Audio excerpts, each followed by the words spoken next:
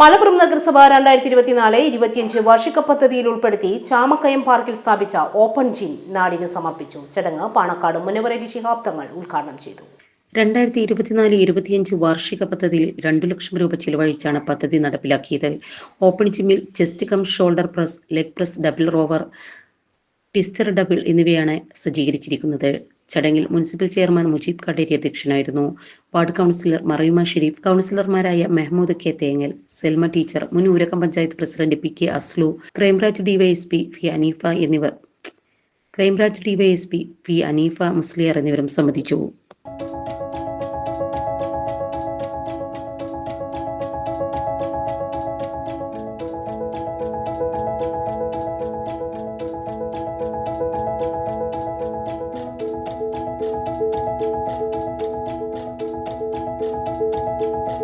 ഇനി വേണ്ടതെല്ലാം വേണ്ടുവോളം വിലക്കുറവിൽ നിങ്ങൾക്കായി മലപ്പുറത്ത് Sama hyper market, Tirur road, Mylapuram, Malappuram.